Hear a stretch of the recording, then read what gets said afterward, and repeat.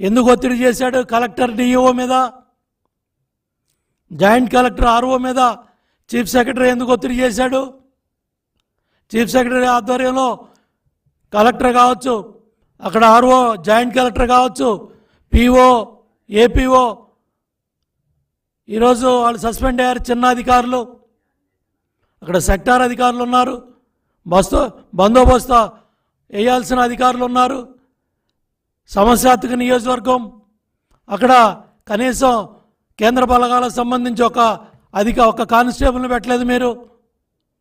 కేంద్ర బలగాలకు సంబంధించిన ఒక్క అధికారం ఉన్నా కూడా పిన్నెల్లి ఆ ఈవీఎం పగలగొట్టేవాడే కాదు.